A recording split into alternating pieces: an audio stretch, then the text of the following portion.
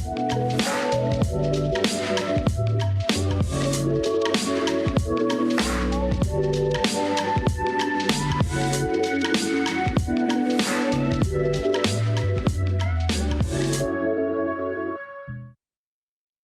वालेकुम नाज़रीन, आप देख रहे हैं प्रोग्राम जी सेहत के साथ। मैं हूं आपकी मेज़बान खतीजा राठौर।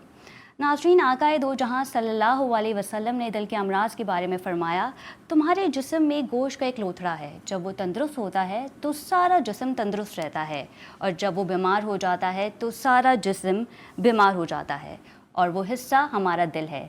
ज़िंदगी का दारो मदार इसी पे है, जब तक ये धड़क रहा है ज़िंदगी रवां दवां है।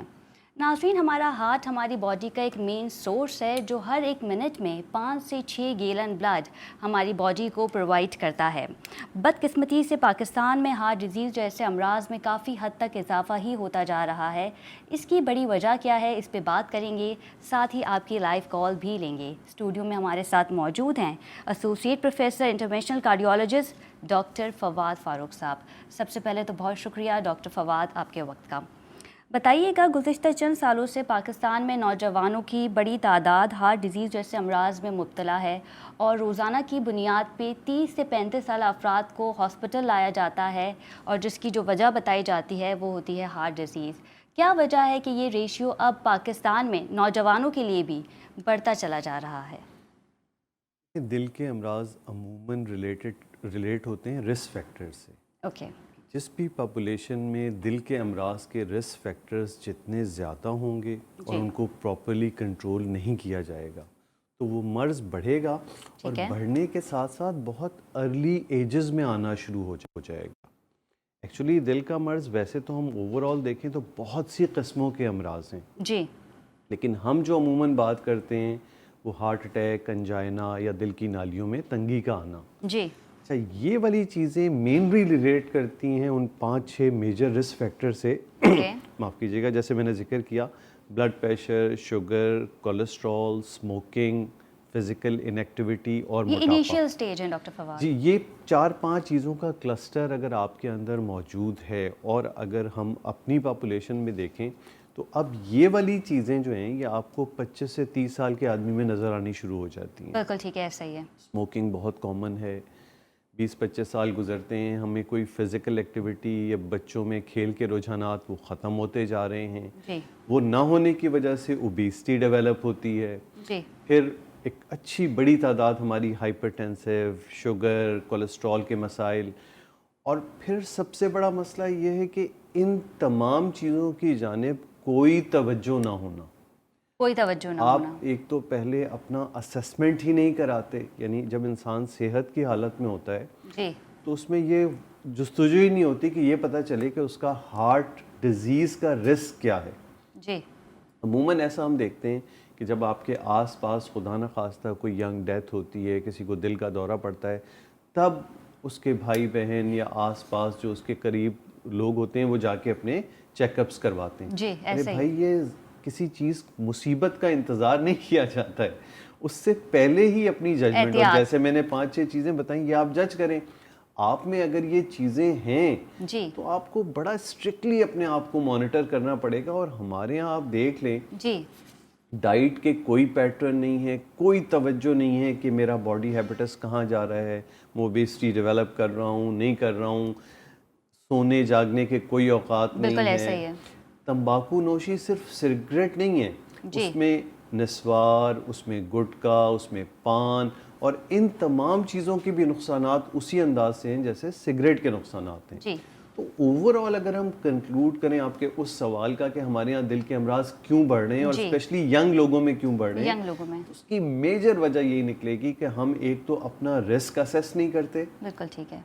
दूसरा, अगर पता भी चल जाए कि हमारे अंदर ये रिस्क फैक्टर्स हैं जी, तो उनको प्रॉपर्ली कंट्रोल बिल्कुल नहीं करते। और फिर डाइट के हवाले से भी बात कर रहे हैं डॉक्टर फवाद, आपके डाइट पे भी हम उस तरीके से कंट्रोल नहीं करते। तंबाकू नोशी के बारे में अगर मैं बात करूं तो डॉक्टर फवाद, हम ये सोचते थे कि तंबाकू नोशी, अगर सिगरेट की हम बात कर लें तो इससे जो है वो माउथ कैंसर हो सकता है, लेकिन दिल पे इसके असरात कितने ख़तरनाक हो सकते हैं? देखिए, ये सिर्फ माउथ कैंसर आपने बात, इसमें पता नहीं हज़ारों बीमारियां हैं जिनका रिलेशन सिगरेट से है। अच्छा, सिगरेट सिर्फ एक स्मोकिंग कंबस्शन, आप एक समझ लें एक ऐसी चीज़ अपने अंदर लेके जा रहे हैं जी जिस चीज़ के लिए अल्लाह ने आपका जिस्म बनाया नहीं है। जी आप आम हालात में जाएं तो एक हल्का सा धुआं आपके नाक के करीब आए तो आपको कैसी खांसी आनी शुरू हो जाती जी है। ऐसा ही है। क्योंकि नेचर ने यह निज़ाम बनाया हुआ है कि यहाँ पे इस किस्म की कोई चीज़ दाखिल ना होने पाए। जी ये पूरा सोफिस्टिकेटेड सिस्टम है। फिर जलने के बाद ये तंबाकू निकोटीन की सूरत में आपके खून में शामिल हो जाता है, जो नालियों में सुकड़ाव जी और फिर वो वाले ब्लड प्रेशर लाना, दिमागी प्रॉब्लम्स और बहुत सारी चीज़ें, यानी इसके असरात लातादाद हैं जो मुज़र हैं और मुख्तलिफ अंदाज से आपके जिस्म को मुतासर कर रहे हैं। बिल्कुल ठीक है डॉक्टर फवाद, जहाँ हम बात कर रहे हैं अमराज़ क़ल्ब के हवाले से, तो इस वर्ड को जब हम लेते हैं, अल्फाज को जब हम कहते हैं, तो सबसे पहले हमारे जहन में आता है हार्ट अटैक। तो हार्ट अटैक को पहचाना कैसे जाए, इसकी अलामत क्या होती है? क्योंकि अगर कोई ऐसे अफराद हैं जिन्हें सीने में तकलीफ़ हो रही है, दर्द हो रही है, तो उनके घर वालों को सबसे पहले क्या करना चाहिए?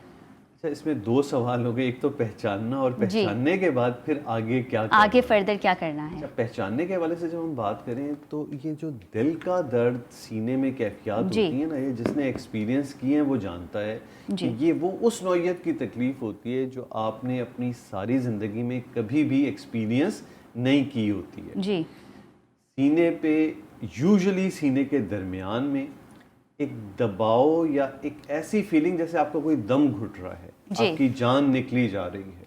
और कभी कभार ये बाजुओं में जाता है, गर्दन में जाता है, जी घुटन का एहसास, फिर दौरे की नौइयत पर मुनहसर होता है। ये कभी कभार मुस्तक़िलन रहेगा, ठीक है, कभी कभार ये इंटरमिटेंट होगा, थोड़ा सा हुआ फिर ठीक हो गया, फिर थोड़ा सा हुआ फिर ठीक हो बर्दाश्त के गया। काबिल होता है। जी, वो हार्ट अटैक की नौइयत पे होता है कि मेजर हार्ट अटैक में होता है ये एकदम से आएगा और मुस्तकिल घंटों फिर रहेगा और आप मजबूर होंगे कि अस्पताल पहुँचें। ठीक है, कुछ लोगों में ये होता है कि जैसे शुगर के मरीज़ हैं, ज़्यादा जिनकी एज है, उसमें इसकी शिद्दत कभी कभार उतनी शदीद नहीं होती, लेकिन इसकी खासियत यानी कैरेक्टरिस्टिक्स जी वो एक पिकुलियर होती है। क्योंकि जाहिर सी बात है, आपने मैदे के हवाले से मामलात कभी ना कभी एक एक्सपीरियंस किए होते हैं जी कि एक सीने में जलन वाली चीज़ हो रही है। मस्कुलर पेन्स भी आपने महसूस किए होते हैं कि कभी हाथ में दर्द या सीने में या किसी खास मूवमेंट से दर्द का होना। जी लेकिन ये जो दिल वाला दर्द होता है, जी इसका एज सच कभी यानी इस टाइप का कोई रिलेशन नहीं होगा कि हाथ मूव कर रहे हैं तो हो रहा है, कोई चीज़ आपने खाई उससे रिलेट। ये एकदम से आएगा, जी घुटन का एहसास, शदीद सीने पे दबाव, पसीने इसके साथ आना, सांस में खराबी शुरू होगी, फिर मजीद पेचीदगी हुई तो बेहोशी भी मुमकिन है इसके साथ कि आप थोड़ी देर के लिए बेहोश हो जाएं। ठीक है, तो इस नौइयत की चीज़ हो रही है तो इसका मतलब दिल का मसला है। ठीक है, उसमें जो हम ये कह देते हैं कि आप घर पे क्या कर सकते हैं, तो कम से कम एक अदद डिस्प्रीन की गोली दी जा सकती है ऐसे पेशेंट्स को।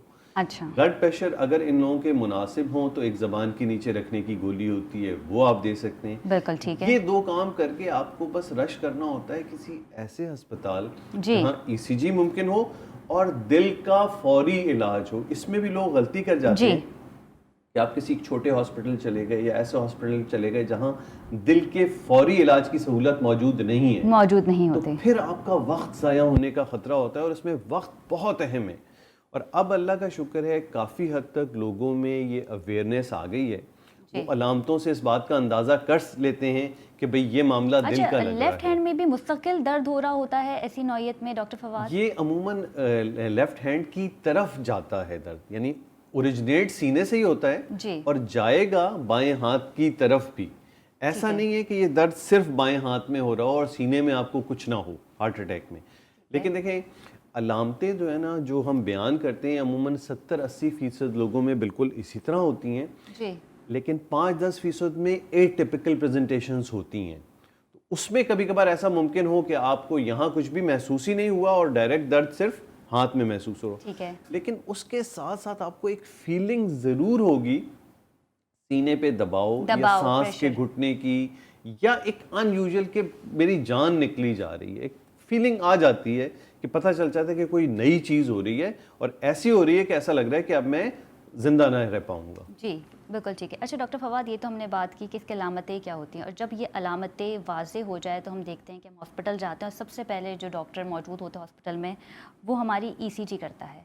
और जब ईसीजी में ये चीज़ वाज़े हो जाती है कि हमारे दिल की जो आर्टरीज़ हैं उनमें ब्लॉकेज है, उसके बाद फिर फर्दर डॉक्टर्स किस जानिब जाते हैं? अच्छा देखिए, इसमें भी ना हार्ट अटैक दो नौइयत के होते हैं। जी, एक तो वो वाला हार्ट अटैक होता है जो ईसीजी में बिल्कुल वाजे हो जाता है, बिल्कुल यानी वाज़ेह हो आपको जाता है। क्लियर लग रहा होता है कि भाई ये हार्ट अटैक मेजर है। हार्ट अटैक जी, है। मेजर हार्ट अटैक है।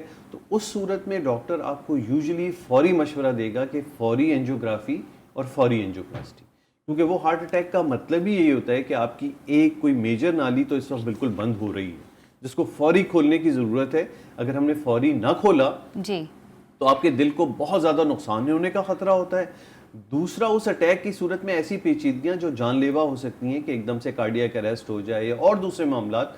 तो एक वाला अटैक तो वो हो गया जिसमें ईसीजी ने बिल्कुल वाज़ेह दिखा दिया कि आपको हार्ट जी, अटैक हो रहा है, डॉक्टर आपको मशवरा दे रहा है। उसमें लोग अक्सर एक कन्फ्यूजन में चले जाते हैं कि फलां से पूछ के बताएंगे, बड़े भाई आ रहे हैं वो, और उसमें वक्त इतना अहम हो बिल्कुल। कि टू द में डिसीजन लेना होता है। 10 मिनट भी आपने ज़ाया कर दिया तो उसका नुकसान उस मरीज को ज़िंदगी भर के लिए भुगतना पड़ेगा। बिल्कुल ठीक है। उसमें कभी इस किस्म की, जब आपको एक मुस्तनद इदारे में आप आ गए हैं, एक एक्सपर्ट डॉक्टर हैं जो उसके माहिर हैं, वो आपको एक मशवरा दे रहे हैं, जी, तो फौरी एक्वायर करना बिल्कुल चाहिए। ठीक है। बातें देखें, ज़िंदगी मौत वो अल्लाह के हाथ में होती है, बिल्कुल डॉक्टर ठीक है। अपनी तरफ से कोशिश करता है उस कैफियत में। अच्छा, दूसरे नौइयत का अटैक एक वो होता है जैसे ईसीजी में इतना वाजे नहीं होता है। बिल्कुल ठीक है। उसमें फिर क्या होता है, हम अक्सर मरीज को रोक लेते हैं और कुछ ब्लड के टेस्ट करते हैं, जी, जिससे अगर ब्लड का लेवल वो एक खास लिमिट से ज्यादा होता है जी, तो फिर अगेन ये आइडिया हो जाता है कि ये अटैक भी हुआ है, लेकिन ये उस मेजर नौइयत का अटैक नहीं था, लेकिन माइनर होता है। माइनर अटैक इस अटैक में भी सेफ यही होता है कि आप एंजियोग्राफी करवा लें। एंजियोग्राफी क्या होती है डॉक्टर फवाद, इस पे ये इसी भी बिल्कुल बात इस- करेंगे। ठीक बिल्कुल ठीक। ठीक, इस पे भी बात करेंगे after commercial break. Stay with us.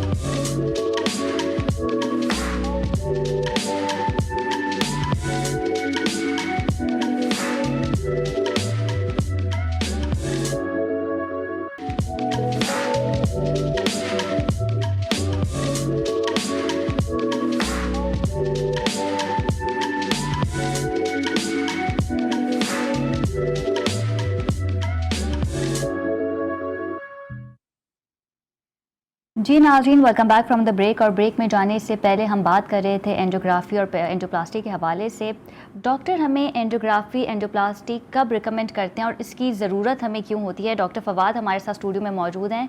Doctor Fawad, सबसे पहले तो मैं ये जानना चाहूँगी कि इनमें डिफरेंस क्या है और इनकी नीड हमें कब होती है?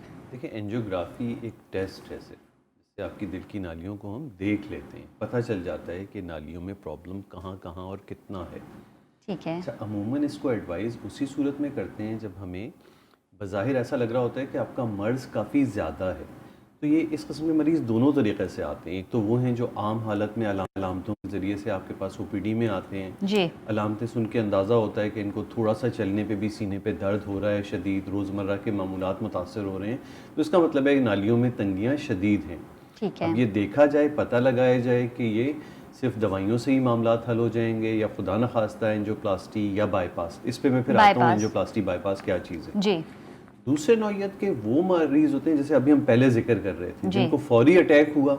अच्छा, इनका चूंकि अटैक हो रहा है तो ये वाजे हो गया है कि भाई नाली में तो तंगी आई ही आई है। बिल्कुल ठीक है। तो इनमें हमारे पास ज़्यादा टाइम नहीं होता है।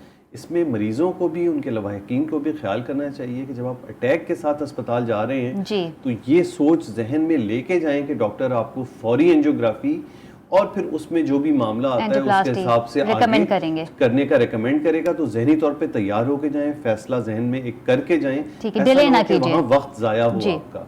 बिल्कुल ठीक है। अब दोनों में फ़र्क क्या है? जैसे मैंने पहले जिक्र किया, एंजियोग्राफी से सिर्फ आपने नालियों को देख लिया कि ठीक है। नालियाँ कैसी हैं, कहाँ तंगी है। अब अगर तंगी की नौइयत ऐसी होती है कि कोई एक नाली तंग है या दो नाली तंग है और तंगी भी एक मखसूस जगह पे है, जी, तो इस तंगी को एंजियोप्लास्टी यानी एक तरीका कार जिसके ज़रिए से हमने गुब्बारे से उस तंगी को दबाया और एक जी। स्टेंट साथ लगा स्टेंट। दिया, तो ये एंजियोप्लास्टी और स्टेंटिंग से ये मसला हल हो जाता है जब तंगी आपके हल्के नौइयत की हो। बिल्कुल ठीक है। कभी कभार एंजियोग्राफी के बाद हम देखते हैं कि आपकी नालियों में फैली हुई तंगियां हैं, तीनों नालियों में हैं, शदीद हैं, तो अब उसमें 6-7 स्टेंट लगाने से बेहतर हम फिर समझते हैं कि आपका एक ऑपरेशन करके बाईपास कर दिया जाए। बाईपास क्या है कि एक्स्ट्रा नालियां लेके, पैर की नालियां भी यूज़ होती हैं, एक नाली कुदरत ने ऐसे एक्स्ट्रा रखी हुई है, उसके ज़रिए से हम तमाम जो भी ऑब्स्ट्रक्शंस होती हैं उनको बाईपास कर देते हैं और आपकी एक्स्ट्रा नालियाँ फिर वही काम करने लगती हैं जो आपकी दिल की अपनी नालियाँ दिल को खून सप्लाई करने का काम करती हैं। तो ये एक ओवरऑल है कि एंजियोग्राफी टेस्ट है, एंजियोप्लास्टी हल्के नौयत की तंगियों में स्टेंट लगा के मसले को हल कर देना है, और जब शदीद तंगियां हैं तो फिर बाईपास है उसका हल। बिल्कुल ठीक है जी। डॉक्टर फवाद कॉलर हमारे साथ मौजूद हैं। अस्सलाम वालेकुम, कौन बात कर रहा है, कहाँ से? जी अस्सलाम वालेकुम। अस्सलाम वालेकुम डॉक्टर साहब। जी वालेकुम सलाम। सवाल कीजिए। जी डॉक्टर साहब, मेरा नाम अमजद अब्बासी है। I am from Islamabad. ठीक है। मेरे प्रॉब्लम ये है कि मैंने 10 से 11 साल पहले अपने दिल की एंजियोग्राफी करवाई थी। जी बोलते जाएं। जी बोलें, सुन रहे हैं हम आपको। शफा इंटरनेशनल से। जी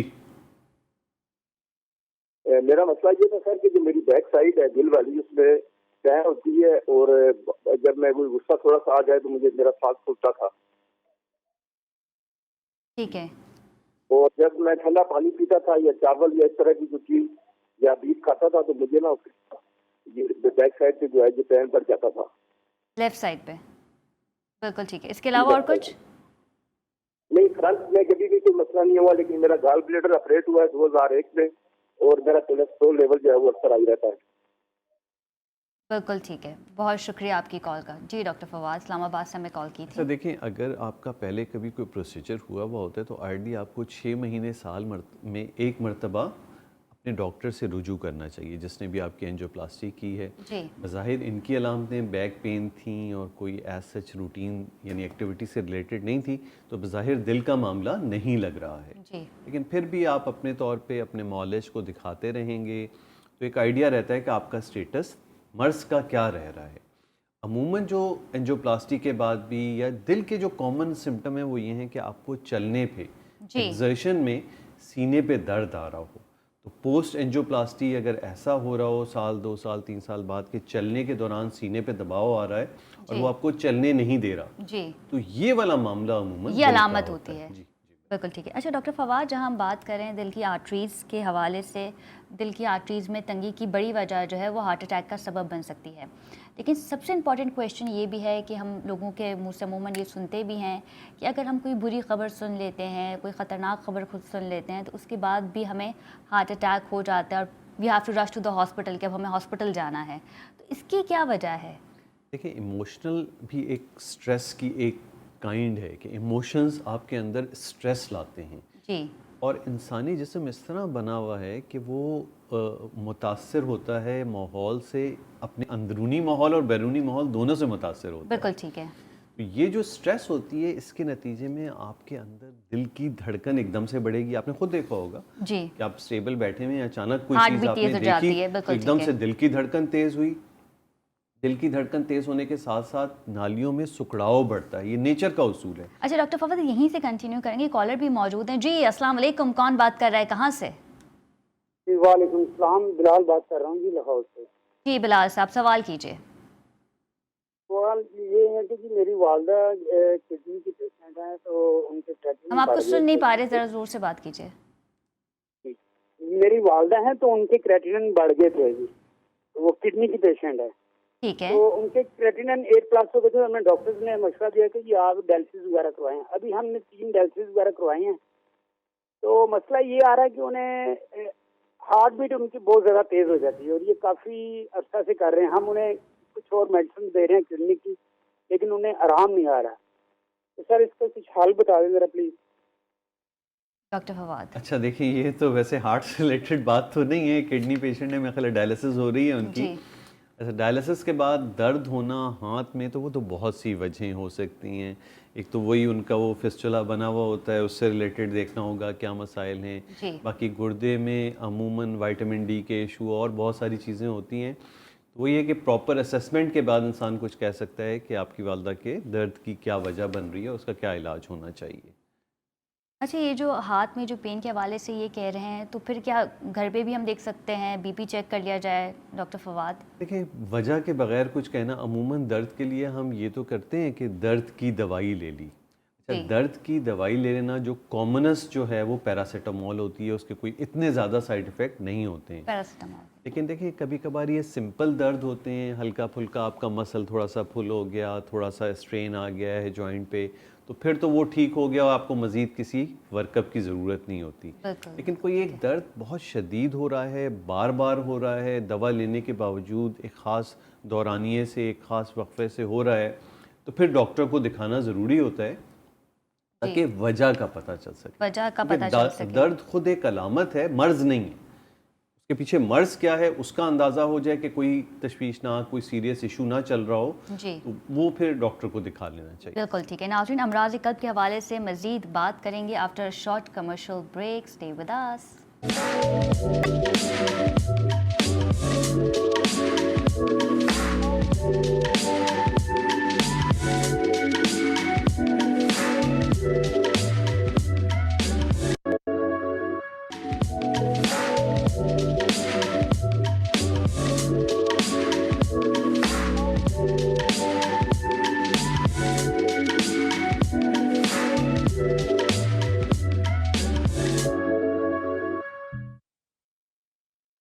जी नाज़रीन, welcome back from the break. और ब्रेक में जाने से पहले हम बात कर रहे थे क्या स्ट्रेस भी हार्ट अटैक का बाइस बन सकता है। डॉक्टर फवाद हमारे साथ मौजूद हैं। डॉक्टर फवाद, बताइएगा, स्ट्रेस के बाइस भी हम देखते हैं कि हार्ट अटैक हो जाते हैं, तो उस बिना पे डॉक्टर्स क्या कहेंगे कि आपके हार्ट में आपकी जो आर्टरीज़ हैं उसमें ब्लॉकेज है, उसमें तंगी है? स्ट्रेस, जैसे मैं पहले जिक्र कर रहा था कि स्ट्रेस के दौरान होता ये है कि आपकी धड़कन बढ़ी, आपकी नालियों में सुकड़ाव पैदा हुआ। जी, कभी कभार ये स्ट्रेस एकदम से ब्लड प्रेशर बढ़ा देने का बाइस बनता है, और उस सूरत में एकदम से आपके जिस्म के अंदर ऐसी तब्दीलियाँ, यानी ऐसे एंजाइम्स, ऐसी रतूबतें वो निकलती हैं जी, जो आपके हार्ट की नालियों में वो प्लैक, हम अपनी ज़बान में उसे कहते हैं कि तंगी को एकदम से बढ़ा देंगी। अच्छा, तो ये स्ट्रेस एकदम से शदीद नौइयत का आपके अंदर हार्ट अटैक लाने का भी बाइस बन जाता है। दूसरा जो एक वैसा वाला स्ट्रेस होता है ना, उसको बाज़ाब्ते हम एक नाम दिया करते थे पहले ज़माने में, टाइप ए पर्सनैलिटीज़। ठीक है। ऐसे लोग जो मुस्तकिल हर वक्त एक उस परेशानी में रहते हैं कि अभी क्या होने वाला है और क्या हो रहा है, क्या एक यानी अच्छा, हार्ट बीट तेज़ होना, इसके ऊपर क्या कहेंगे डॉक्टर हार्ट बीट फवाद? वही उसी से रिलेट करती है। देखें स्ट्रेस आपके की वजह जी अंदरूनी जो भी माहौल क्रिएट हो रहा है, आप परेशान हैं तो आपकी धड़कन तेज़ रहेगी।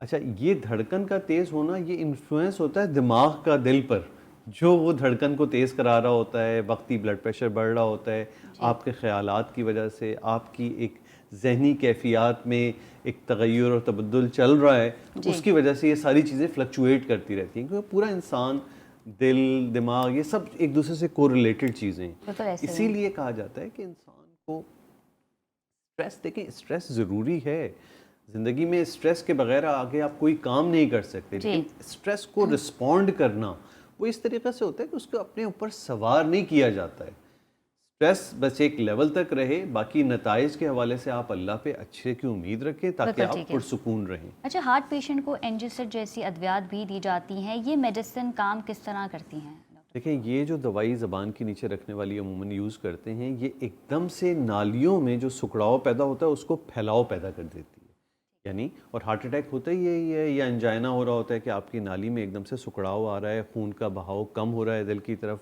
ये गोली आपने ली, इसने वक्ती तौर पे नाली को खोल दिया।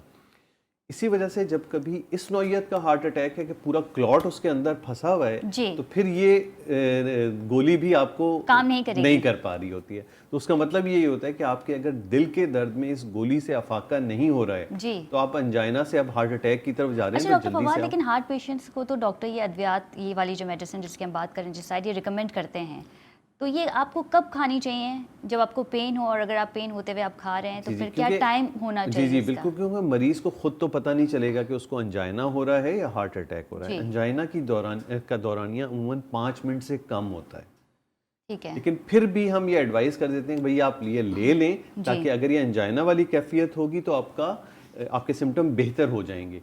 लेकिन अगर आपको 1 गोली 2 गोली के बाद अपने पेन में आराम नहीं आ रहा है, तो इसका मतलब है कि अब आप मेजर हार्ट अटैक की तरफ जा रहे हैं, तो आपको फौरी अस्पताल जाना चाहिए। बिल्कुल ठीक है। डॉक्टर साहब, अब बात कर लेते हैं कोरोना वैक्सीन के हवाले से। सोशल मीडिया पे, दीगर वेबसाइट पे ये अफवाहें भी गर्दिश हुई हैं कि जो लोग वैक्सीन लगा रहे हैं उनकी वफ़ात 2 साल बाद हो जाएगी।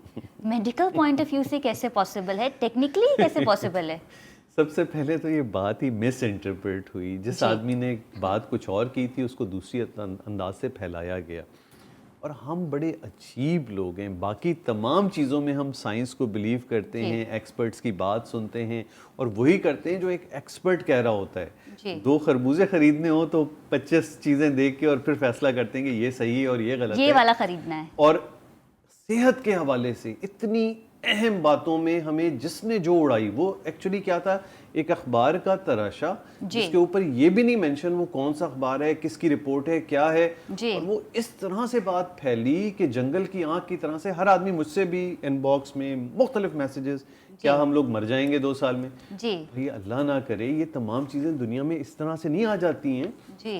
इनके पीछे पूरी एक तहकीक होती है, तहकीक में ये चीज़ वैलिडेट होती है कि भाई ये सेफ़ है, और फिर दुनिया भर में लगाई जा रही है, जिसको हम फॉलो करते हैं, अमेरिका, यूरोप, हर जगह। तो फिर ये कैसे मुमकिन होगा? मकसद क्या था ये बात करने का? ये बस आजकल सोशल मीडिया में एक और एस्पेक्ट भी आ गया है कि लोग अपनी रेटिंग्स, अपनी व्यूअरशिप, अपने लाइक्स बढ़ाने के लिए इस नौइयत की चीज़ें जो गैर मुसद्दक़ा होती हैं फैलाते हैं, जिसमें थोड़ा सा ये आंसर होता है कि वो एक ड्रामेटाइज कर देती है इंसान को कि एक नई चीज़ कुछ आ गई, उसके पीछे कुछ ना कुछ, वो तो कहते हैं ना, जहाँ धुआं होता है तो कुछ ना कुछ तो आग होती है, तो कोई बात कहीं ना कहीं होती है, लेकिन उस बात को मोड़ तड़ोड़ के इस अंदाज से पेश कर देते हैं कि वो लगे कि ये कुछ नया हो गया है। अच्छा डॉक्टर फवाद, ये सवाल भी उठा कि जो अफराद जिनका बाईपास हुआ है या जो जिनकी एंजियोप्लास्टी हुई है, वो कोरोना वैक्सीन लगा सकते हैं?